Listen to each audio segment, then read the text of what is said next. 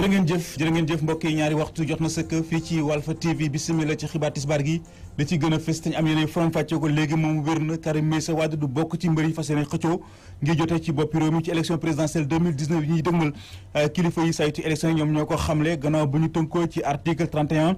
ci sart yi tënk élection yi lée loolu xam moo waral ñu jël dogal kon daal di faase turam ci kayitu vote kon yi lée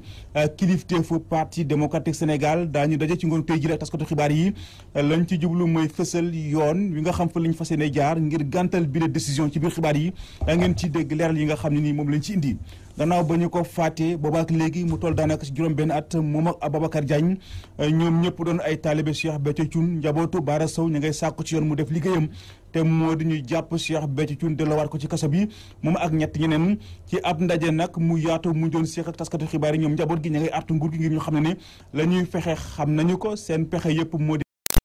bàyyi fukki cantakun ak juróom benn yi des ci kaso bi waaye loolu duñu ko nangu ci biir xibaar yi daa ngeen ci dégg leeral yi nga xam ne nii moom lañ ci indi conseil départemental bu Louga taxaw na ngir wàllu dawalkatu saret ak yarkatu jur ya nekkee fee ca diwaan ba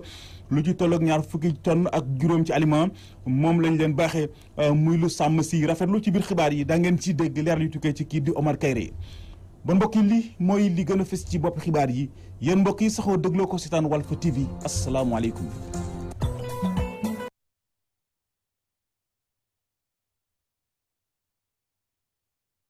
bismillah ci xibaar yi dañ koy tàmbaleek wàllu politique léegi moom lu leer la Karim Wade du bokk ci mbër yi nga xam ne fas yéene xëccoo ngir jotee ci bopp réew mi ci élection présidentielle 2019 yi ñuy dëgmal kilifa yi saytu élection yi ñoom ñoo ko xamle gannaaw ba ñu tënkoon nag ci article L 31 ci sart yi tënk élection yi lée loolu yi moo war a sax ñuy jël dogal kon daal di faase turam ci kayitu wataakoon yi démb lañ ko xamle ci ab ndaje mu doon seq ak taskatu xibaar yi ndaje moomee Abdou Khoudoss Diallo moom lañ fa yebaloon. ñu war a bindu ci liste électorale yi direction bi yore wàllu élection yi daal di xamle kii di Karim Meïssa Wade nekk candidat parti démocratique sénégalais nangul ñu ko mu bind ci les listes la ko waxal. monsieur Karim Wade ba mu eggee fële ca commission ba. dafa ñaan ñu bind ko ci liste yi. boobu ñaan antuwul. ndaxte dañu sukkandiku ci article L31 bi wax ni. am na ci ay nit ñoo xam ne yoon mayewul ñu bind leen ci liste ya. càggan ne dañ ko radier ki ñuy radier mooy ka nekkoon ci liste ya te moom puisque doxul woon ca refonte ba nekkul woon ca liste ya kon radier wuñu ko dañu rejeter demande ba mu defoon sukkandiku ci code électoral. ci mbirum Khalifa Ababacar Sall waa direction bi di xamle. la jëm ca monsieur Khalifa Sall affaire bi koy concerné dafa nekk ci yoon ba léegi. moom tamit mu am ay droit koy jëfee te yoon may ko tant que loolu demul ba sotti yoon may ñu ciy mën a antu bu loolu paree ba yoon wax la ma ciy wax si lañ ciy mën a àddoo. lu mënta am képp ki nga xamante ne dañu laa bañal nga bind ci liste électorale yi lée am nga lu toll ci fukki fan ak juróom ngir daal di defi sa recours. kii di monsieur Karim Wade yoon moo ni am na sañ-sañu dellu fa mu bindoo bu fekkente ne woon dafay dem ci tribunal d'instance mais fële ca bitim réew yoon moo ni chef de représentation diplomatique ak consulaire mooy def liggéeyu tribunal mu dellu foofu ne lii la ñu jalgati ci sama yoon xëy na ak lii laa ñëw pour ñu jubanti ko lu ci yoon wax ak la ci kooko wax ñun ñu jëfee ko. bu ñuy sukkandiku ci li nga xamante ne moom la xamle bi le kuréel bi toppatoo wàllum càmbar ak mbindum ci liste électorale yi mën nanoo jàpp ne bu fekkee ni Karim Meïssa Wade nekkul électeur mënul nekk candidat ci jongante présidentielle yi ñu dëgmal. ñu jàpp ne rek lii di kilifteefu parti démocratique Sénégal daañu woote nañu ab ndaje ci ngoonu tey jii maanaam bu tàkkusaan jotee ci seen permanence bi ñu duppee ndam si yàlla si Omar Lamine Badji lañ fas yéene waxtaanee rek mu ngi jëm ci pexe ak yoon yi nga xam foofu lañ fas yéene jaar ngir gàttal décision boobee nga xam ni jël nañ ko lu jëm kon ci xibaar boobee daañ ci dellu si waat Serigne Saliou Guèye daf taskatu xibaar nekk gëstu ci wàllu politique gis ne dogal bi amul lenn luñ ci mën a wax ndax buñ sukkandikoo ci article L31 ci code électoral bi tigi Karim Wade mënta bokk ci élection présidentielle yi di ñëw bu ko neexee nag def recours ndax am na fukki fan ak juróom ñu ko may waaye ko xam Sénégal ak ni mu bindoo def fi recours daanaka ay yàqum temps loolu kon mu ngi ko xamle sunu xibaar yi weesu dégg ngeen ci kaddu yu mu ci rotal ndem dañuy wax ci wàllu yoon ñu desandi ci gannaaw ba ñu ko fàttee boobu ak léegi toll na daanaka juróom-benn at moom ak Ababacar Diagne ñoom ñëpp di ay cantakun njabootu Bara Sow ña ngay sàkku ci yoon mu def liggéeyam te moo di ñu jàpp Cheikh Béthio Thioune delloowaat ko ci kaso bi moom ak ñetti ñeneen ci ab ndaje nag mu yaatu mu doon amal ñoom njaboot gi ña ngay artu nguur ngir ñu xam ne ne la ñuy fexe jamono ji xam nañ ko seen yéene ak seen bëgg-bëgg moo di bàyyi fukki cantakun ak juróom-benn yi des ci kaso bi waaye loolu moom duñu ko seetaan te du lekk nag la leen jaral dañuy dem ca Ziguinchor fekk fa Amady Khalil Diémé. demande de liberté provisoire bu Cantakuni def dinañ ko examiner bu weer juillet amee ñaar fukki fan boobu annonce dimanche la amee te affaire boobu te mu amoon le 22 avril 2012 taxoon na ñu rey ko ñaar nit Bara Sow ak Ababacar Diagne kooku di mag kii di Bara Sow nekk ku yor kaddu famille yi nga xam ne ñoom ñooy famille victime yi réagir na ci Ziguinchor pour rek affaire bi nekk di am Ousmane Sow. parce que tamit du ñu rey suñu mbokk ba pare ñoom ñi des ci kaso bi ñu ne dañu leen di génne wax dëgg yàlla loolu xel nangu ko te it bu fekkoon ne ku ne ci kaso bi rek am fa 6 ans wala 7 ans atténuñu la rek nga grève de la faim ñu génne la kon kaso bi kenn du fa des ndax am na ñu def ci kaso bi lu mooy grave que ñoom li ñu def lu ëpp at yi ñu fa def te grève de la faim génnewuñu leen kon bu ñu leen génne ñëpp la ñu war a génne. bu ñu leen jàppee emprisonné leen te léegi am na juróom-benni at gannaaw bu ñu reyee ñaar nit yooyu Cantakuni yi commencé nañu benn grève de la faim ki nga xam ne moom mooy Ousmane Sow nee na daal moom lu muy soupçonné ñooñu dañ bëgg rek am liberté provisoire bi nga xam ne fii ci Sénégal loolu mooy liberté définitive te mi ngi ñaax justice bi pour mu topp ñi nga xam ne ñoom ñooy cerveau affaire boobule te ñu ngi am liberté provisoire. kon man la ma yaakaar kon mooy dañ leen bëgg a libéré te ku ne xam na ne Sénégal 90% wala lu ko ëpp liberté provisoire yi la ñu mujj nekk mooy liberté définitive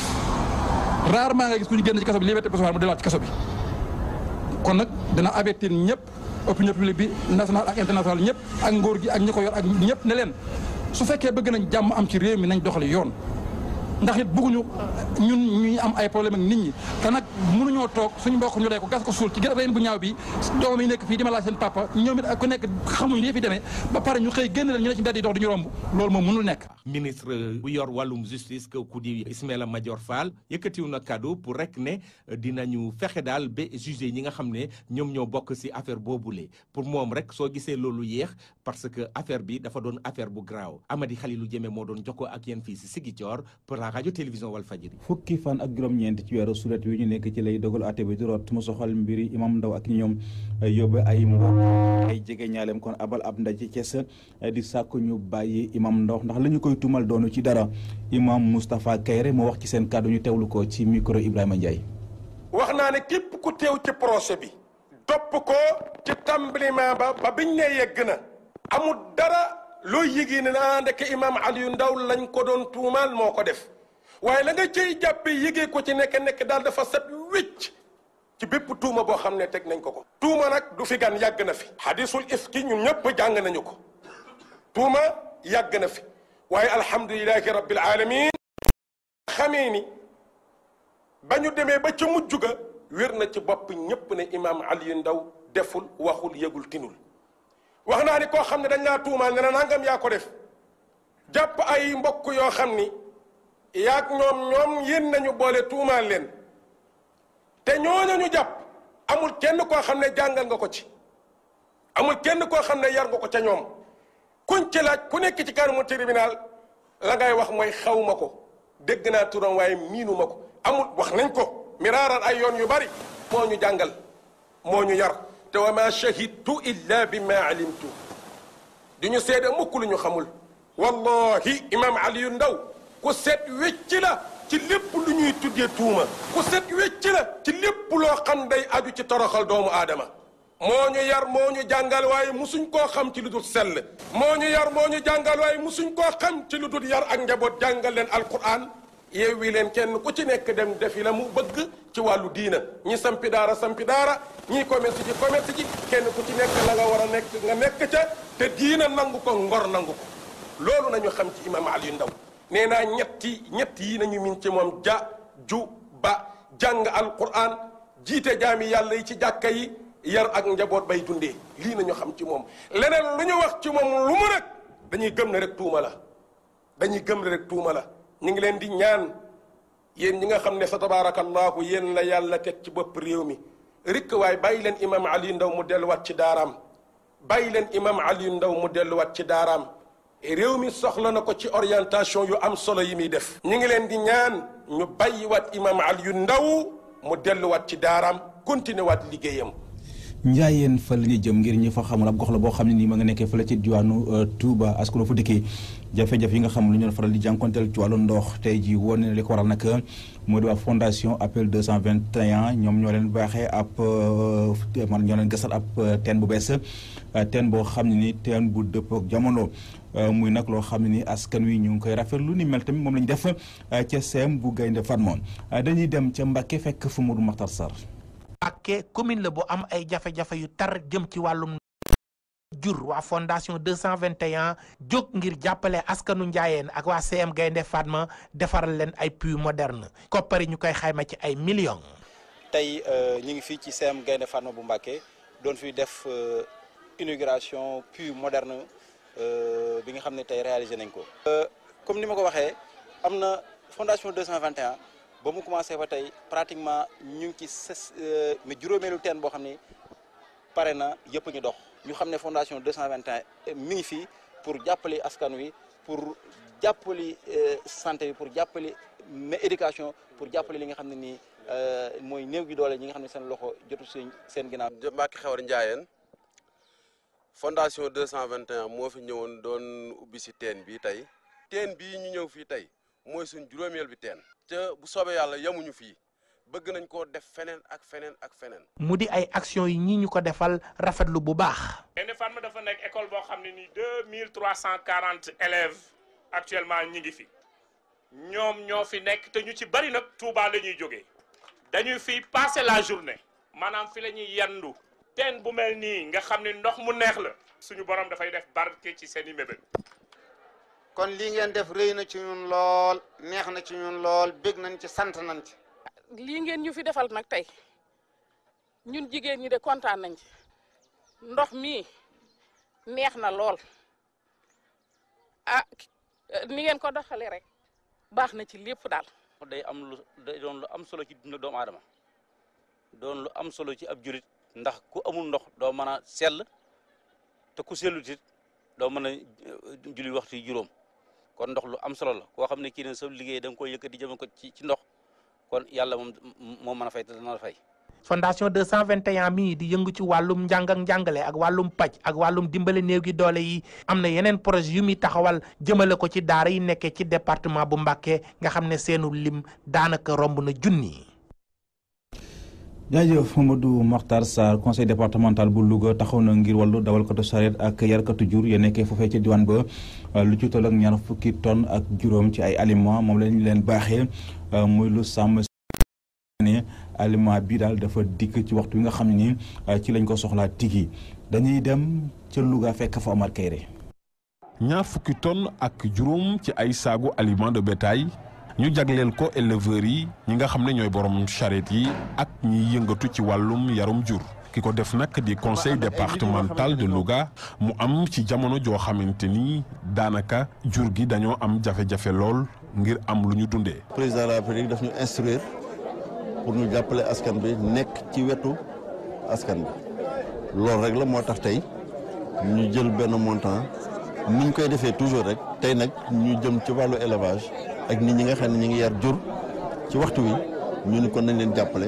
pour ñu gis seen bopp li nga xam ne conseil bi mi ngi koy def ak ndigal li nga xam ne moom la président de la république def éleveurs yi jël nañ leen ñoom dañu dem ci élevage ñooñu jox benn liste éleveurs yëpp jox nañ leen ñi nga xam ne ñoo jiite APROCAL muy l'association yi nga xam ne ñoo yor calèche yi ak voiture yëpp liste bi ñu déposé ñoom ñëpp am nañu population bi nag moo ci des ñu ngi leen di jox kon léegi jox nañu éleveurs yi jox nañu ñi nga xam ne ñoo yor fas yi sareet yi ak mbaam yi seen président ñëw na déposé nañu ba liste ñëpp jox nañ leen li ci des nag mooy population bi ñu ngi jox population bi. ci jamono yi nga xam ne xontuk jur moom dafa néew lool daanaka ndimbal li moom du masa doy bu ñu sukkandikoo ci Mayoro Diaw nekk président APROCAL di kuréel gi nga xam ne moo ëmb borom charrette yi ak ñi koy dawal. terewul nag muy rafetlu doxalin bu nu mel. dafa ñëw fi mu war a ñëwee ndax fi ñu toll waxuma la fas yi ak mbaam yi mais lépp loo xam ne luy jur la tey fi ñu toll dañu sonn éleveurs yëpp a sonn éleveurs yi ci kaw gi éleveurs yi ci commune bi ñëpp a sonn ndax saako aliment de bétail bu demee ba jar da nga 11000 francs saako ngooñ di jar da nga 5000 francs ak yeneen ak yeneen ak yeneen tey bu fekkee geste bii da nga président du conseil départemental def na ko nu mënuñu lu dul nga saluer ko. lu ëpp juróomu téeméer ci ay nit daat na leen di recenser te ñi ñëpp li ñu bëgg mooy am lu mu néew benn saagu aliment bu ñu mën a dundale seenu jur ndem sax xam nañ ni du yàgg mu jeex ndax jamono ji ñu nekk waral ñoom éleveurs ne jot nañ cee am di ñaan lii nga xam ne conseil départemental bu Louga def na ko lu ni mel daal di amaat ngir jur gi mën a lekk ba suur. Oumar Kayre, Louga, Walfadjri. ajub màkk ji doon na la nga xam ne lu yitteel la waa institut Ali Ibn Abi Talib di ab daara joo xam ne nekkee fële ci diwaanu Géejawaay te yëngatu kon ci lépp loo xam ne jëm ci wàllu njàngalum diine amal nañ nag ab ëttug tàggatoo koo xam dafa dajale woon élèves yi ak ñi nga xam ne ujaaj la ñu lañ ci jublu woon rek moo di tàggat leen ana naka la ñuy ajee màkk dañuy dem ca Géejawaay fekk fa Théodore Semedo.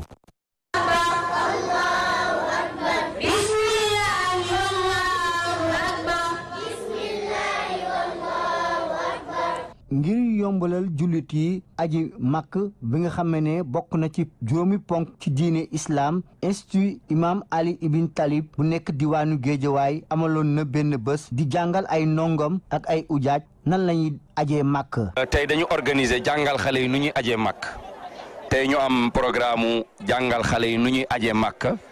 wanaale ko parents d'élèves yi ak lenn ci invité yi. dara jubluwuñ ci dara rek lu dul jàngal nit ñi naka la ñuy ajee won leen ko invité ñi nga xam ne tey dañoo war a aji màkk ba ñu xool ñu xam mbir yi nii la mën a demee suñ demee ñu mun faa jëlee dara parce que dem màkk dafa métti dem màkk yombul kon bu la yàlla mayee billet wax dëgg yàlla war ngaa xam lan nga fay uti war ngaa jàng balaa ngay dem war nga nekk wér war nga yor war nga am alal ñett yi mënut a ñàkk ci aj. ci lu waral ñu def loolu de njiitu école bi imam Seydou lii la ci rotol. lu ñu war a jàngale la ndax ñu bëri ba dañuy dem màkka am yéene aj waaye du ñu aj ndax dem màkka ak aj màkka ñaar la. ndax li ñu seetlu mooy dëgg-dëgg nit ñaa ngi dem màkka waaye ñu bëri dañuy dem màkka waaye ajuñ ñun nag ñu bëgg fi mu nekk ni jàngal xale yi bu baax depuis bu ñu nekkee xale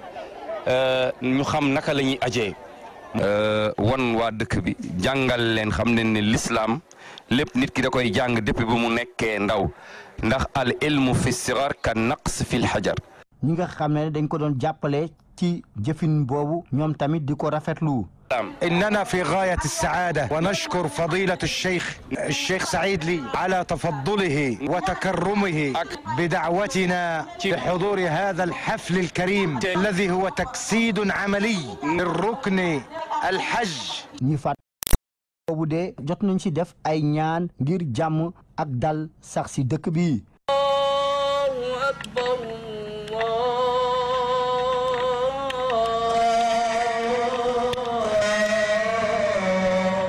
ko yéen fii ci diwaanu Géejawaay Théodore Semedo pour Walfadjri. bu ñu jógee ci Géejawaay dañuy xuuseen dem ba fële ci diwaanu Mboro ndax yëngu na démb askan wi nga xam ne ñoo bootu ci gannaaw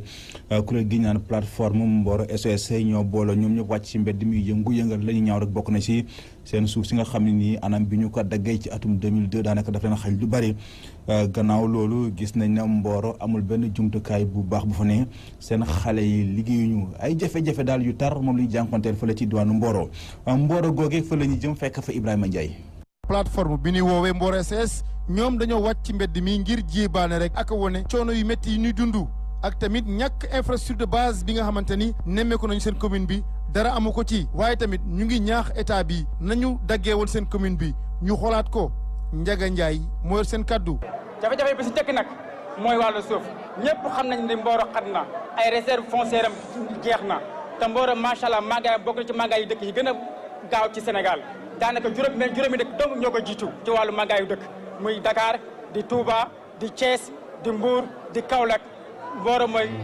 donc sixième ville bi am taux d'accroissement. ëpp ci fanweeri junni nit di fa yeewoo ci commune bu Mboro askan woowee nee nañu daal fu mu nekk nii daanaka seen commune bi dafa mujj xat ci ñoom loole nag li ko waral rek moom mooy tagg gi tagg seen commune bi jaarul yoon waaye tamit amul benn jumtuwaay boo xamante ni. askan woowee mun na ci sukkandiku. hôpital Mboro amu ko te màggaayam ak dëkkam ni mu toll maanaam son poids démographique may na ko nag mu am nag lu mu néew centre de santé kon ñu ngi ñaan ci kilifa yi muy le maire les ICS également et l'État ñu defal Mboro yooyu bërëbu jubluwaay muy brigade de sapeurs-pompiers du commissariat de police du marché moderne du quai de pêche du lycée technique du stade multifonctionnel et entre autres. askan woowee yeewoo ci Mboro ñoom nee nañ fu mu nekk nii état wu Sénégal képp la ñuy xaar ci mbir moomee ngir rek mu indi ci ay saafara nu mu gën a gaawee ndax ñoom sonn nañu jafe-jafe yu tar yi ñuy dund saa su ne. ñu ngi ñaan état wu Sénégal di ko ñaan sunu maire bi taxaw fii di ko wax ne kat waa Mboro ak toute la zone ñu ngi joytu jafe-jafe bi ñu am ci wàllu xëy te jaadul nga nekk industriel maanaam biir boo xam te ni wàllu industrie dafay bëri loolu macha allah ndaw ñi di am jafe-jafe am liggéey. Mboro dafa lëndëmaayu Mboro bi foo ko natt rek weesu na fa Mboro également am na tamit jafe-jafe vraiment ci wàllu tuurukaayu mbalit Mboro fu nekk la ñuy xëy di tuur mbalit te mairie bi nag boobu ba léegi mu ngi fi gisuñu mu def ci lenn lu ñu war a teg suñu bët ni jàpp ni kat ndox mi également dëgg la fan yii ci ginnaaw am nañu forage bu fi teew waaye nag ñuy gis ni nag ba léegi nag am na ay dëkk ay gox yoo xam ne ba léegi nii dañoo am jafe-jafe nag bu wër ci wàllu ndox mu ngi koy liggéey. Mboro Walfadjri Radio TV Ibrahima Ndiaye. li wokk askan wu dëkkee fële ca Mboro moo xur yi seen naataango yi dëkkee fële ca Tunde Bali di benn gox boo xam ne mu nga nekk ci département bu Podor yóbbeekoon ci seen journée culturelle yi ñu woote woon foofule ca gox ba te ñu bàyyile woon ko kii di Moussa Omar Sow mi coordonnateur bu PUMA mu yëg ay kàddoom daal di xam ne ni incha allah du yàgg dara daañu woote ay ndaje waxtaane lépp loo xam ne ay jafe-jafe la su ko defee ñuy jéem a xool nag lañ ciy indi ay saafara dañuy dem ca Tunde Bali fekk fa kii di Aboukan. coordonnateur national du PUMA mooy wéyal tukki nemmeeku am dans le Sénégal des profondeurs fii nag ci Tunde Bali askanu dëkk bi dañ ko dalal ci ay anam nu mu gën a rafete daal di rafetu ñëwam ci seen biir dëkk bi parrain wu première édition journée culturelle association Bamtare de Tunde Bali Moussa Omar Sow di maire de Walalde di magnifier partenariat bi nga xamante ne moom moo am diggante gox bi ak PUMA bu mu jiite. maa ngi leen di nuyu di leen sant parce que nii fi ñëwee tey mooy association Fedde Bamtare Tunde Bali moo ñu woo ci benn partenariat boo xam ne dañuy def seen journée culturelle mais waxtaan ci aussi affaire PUMA liggéey ak PUMA parrainé PUMA liggéey boobu ndaxte ci rassemblement yu mel ni la ñu mën a am mbooloo bu bare mbooloo bu takk boo xam ne message bu mu fa joxe nit ñi dinañ ko mën a dégg nit ñi dinañ ko mën a utiliser ni mu waree ñëw nañ fi nag dëgg la am na sport gis nañu gaal yi et cetera mais wax nañu aussi affaire PUMA. askanu dëkk bi nag jot nañu xamle ne njiitu PUMA jafe-jafe yi nga xamante ne moom moo tax ko koom-koom dëkk bi doxul ba pare ci ay tontu am nag kii di coordonnateur national du PUMA daa xamle ku lu waral président Macky Sall samp PUMA moo di corriger disparité yi. surtout ci affaire aménagement terre yi am na ndox am na Macky Sall président de la République mu ngi désenclavé yéen a ngi gis pont bi yéen a ngi gis aussi route de l'Ila Morphée bi ñuy def li ci war a topp mooy développement local. ci ay fan yu néew nag waa PUMA dinañu mettre en place benn cadre de concertation kuréel googule nag dina tax askan yi nekk ci gox-goxaan yi ak ñi nga xamante ne ñoom ñooy yëngatu ci agro business daal di sécuriser seeni suuf te ku ci nekk dina ci mën a gis njëriñam fii ci Podor seen natango Abou Kane pour la télévision Walfadjri. xuuf sa bopp ba mu set wecc léeg-léeg sax nga diw ci foudre ngir mu xonk loolu la xale jigéen ñi xewal fan yi donte la sax rafetul ci gis-gis waaye nee nañu faw ñu def ko ndax moo xew teg ci mu mën a saafara jafe-jafe yi yëg ci seen yaram soxna Samb reportage. watu jamonoy tàngaay ndaw yi jigéen yi xewal ko ngir waajal été bi naam sax bu njëkkaan maam yi ayewoon nañ ko waaye ñu gis ni la woon ni na jamono ji fii ci Médina ci salon Tamsir bari na jigéen yi fii ñëw ngir bëgg watu. bu été bi jotee affaire bi day nekk en mode ak bu nawetaan bi ñëwee et tout da ngay gis ni gel yeeg góor yeeg tout le monde dañuy bëgg di changer look parce que été bi jot na gars yi léegi jigéen ñi surtout boo waxee dañ naan greffage di leen di sonal et tout par rapport ak été bi parce que tamit dañuy gis ni dafay nekk en mode te si la ñuy gën a nekk à l'aise ak tàngaay bi et tout. soxna yi jàpp ni ab tendance la jamonoy tàngaay loolu sax dina tax ñu mën a dëkku tàngaay bi. xam nga dafa tàng te xam nga dafa nekk en mode lool te tàngaay bi loo def sa bopp rek dalay déranger te xam nga foog ñuy sànneeku di fëlaale ndax tàngaay bi moom sànneeku ak fëlaale rek a ciy baax fu mu nekk nii coupe rek ku fubul bokkoo daal ku bam set man mii rek dama bëgg laalaat bam set wecc toogee diin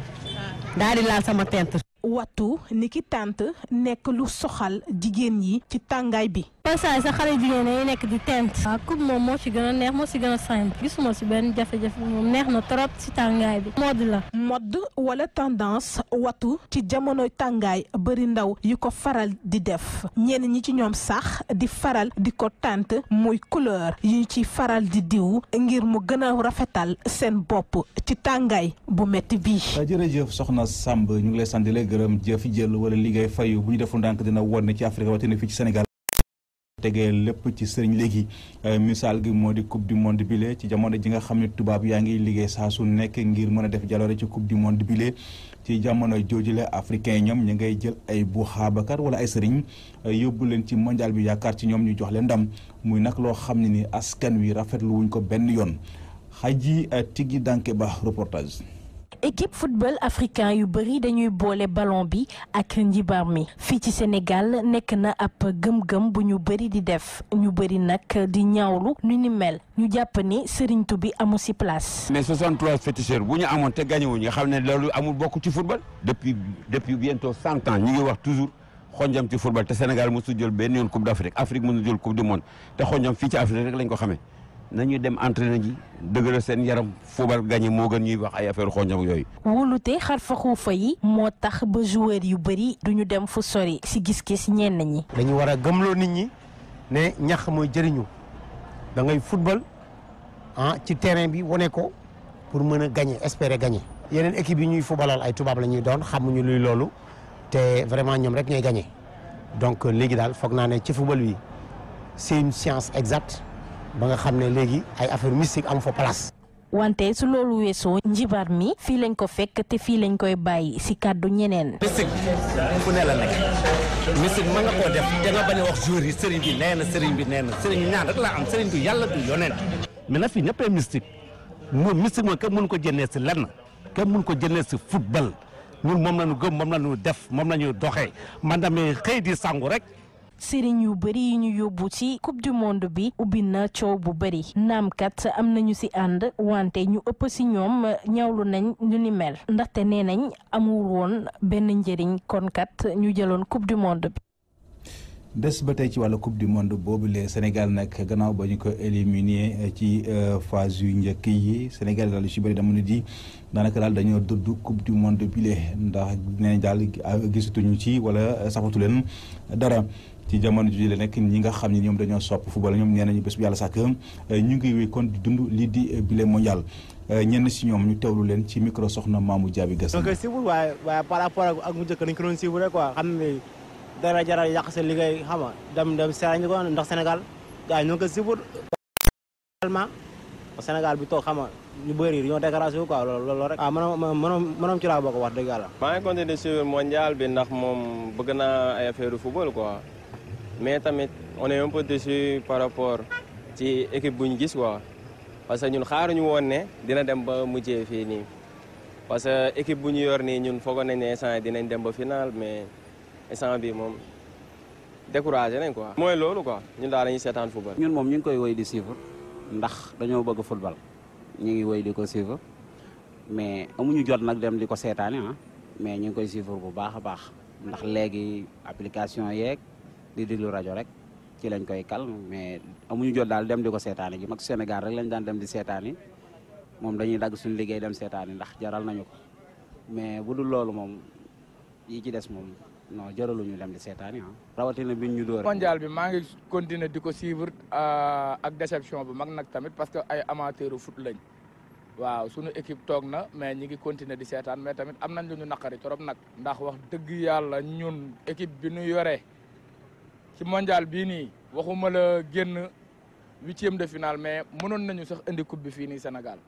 parce que joueurs yi ñu yor xam nañ leen bon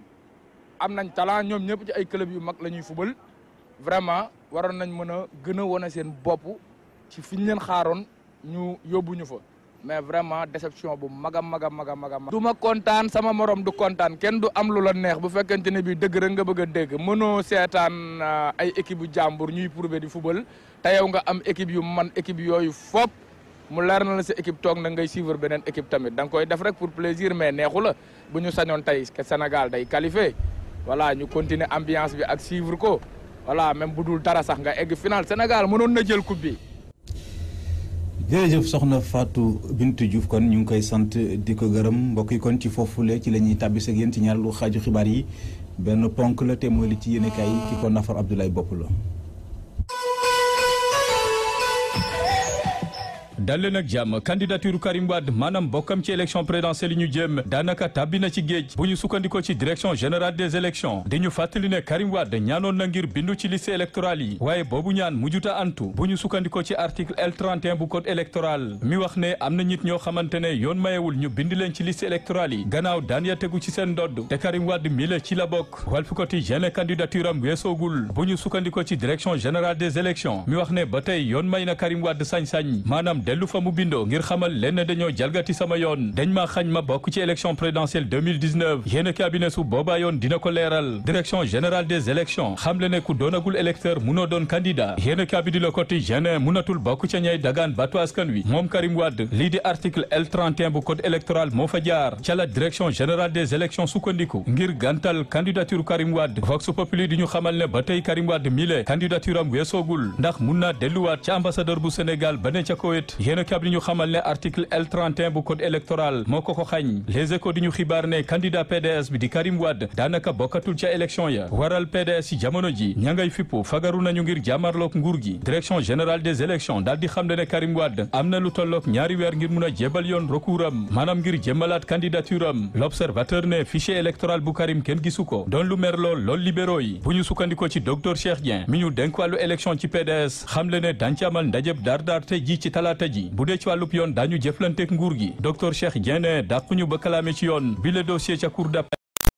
dañu jàkkaarloog nguur gi ci xeexum politique leneen ci ay kàddoom ci l'observateur moom mi ñu dénk wàllu élection ci PDS moom docteur Cheikh Dieng di firnde ne njiitu réew mi Macky Sall mu ngi ci yoonu jalgati élection présidentielle yi ñu jëm ndax ma ngay tànn ay candidatam am ñu mu jota salfaañe seen candidature libéraux yi ne candidature Karim Wade jaral na leen lu ne du njiitu réew mi Macky Sall moo leen tànnal candidat yéen kaabi di source année bu doonoon jongante football ñu ne njiitu réew mi Macky Sall daan na Karim Wade ñetti bal ci dara yéen kaabi ne gannaaw bu mu ko tëjee ràpp ci kaso bi ñu ne deetawaay mu génnee ko réew mi gàddaay loo ko ca Doha ba ko ñetteel Karim Wade saay bu ñibsee ci réew mi munatul doon candidat ci élection présidentielle yi ñu jëm yéen a kaab li ñu xibaar ne njiitu réew mi Macky Sall am na ndam ci kaw Karim Wade ne Karim Wade mile newul ci yoonu yokkute maanaam émergence woneegu ko ci élection présidentielle 2019 ndax li di candidature am nanguwuñ ko bu ñu sukkandiko ci article L31 bu code électoral professeur Diack Fall ci biir yéen a kaay bi xam le ne ba tey candidature Karim Wade weesoogul bu dee ñii di militant PDS ak karimistes yi ne ba tey seen yaakaar tasagul ci seen candidat ña ngay amal potum biir néeg maanaam ña ngay penco ngir xool naka la ñu jëmmalee Karim Wade jëm ci élection présidentielle ñu fekki Karim Wade ci biir yéene kabi di la cloche mi xëy tàllal loxoom yéene kabi ne Karim bokkatul ndax article L31 bu code électoral mi ko xañ mu doon électeur laata candidat yéene kabi di enquête ne bu doonoon football ñu ne Karim Wade ma nga ca banc de touche ba Bernard Cissé bu direction générale des élections xam le ne article L31 bu code électoral moo nanguwul moo daal di rejeté maanaam candidature Karim Wade waaye ba tey weesoogul Karim Wade mun naa dem defi ji recours yéene kabi di l'évidence ne beddi nañ ko xaat te élection jotagul moom Karim Wade candidature am tàq na suuf lool direction générale des élections xamle ne article L31 moo ko xajamal la tribune ne bu doonoon rawante Karim Wade bokkatul ca course ba maanaam disqualifié nañ ko article L31 bu code électoral nangul bindoom ci liste électorale yi la tribune ne Baye Dia maître Abdoulaye Wade ci waxtu wi ay nelawam jeex na gannaaw xibaar gi ni mel maître Abdoulaye Wade ne dina door tournéem ca Italie fas yéene teer si fii ci réewum Sénégal ngir jébaane nguuruk Macky Sall ci dossier Karim Wade ak la ca bees la tribune ne te moo ne de candidature am weesoogul fileeg fukki fan ak juróom Karim Wade ak ay ñoñam mun nañoo déposer kayitu kalaame maanaam def recours yéen a kaabi di Dakar Times ne bu weesoo Karim Wade am na lim bu takku ci ay doomi aadama yoon mayu leen ñu bindu ci liste électorale yi ndax daan ya tegu ci seen ndodd direct info xëy di fàttali ne la mu waxoon ci candidature Karim Wade ne munta nekk yéen a kaabi ne tey direction générale des élections déggal na li ni mel Karim Wade mile xanaa keneen waaye munta doon candidat PDS ci élection yi ñu jëm ndax article L31 bu code électoral ma ko tënk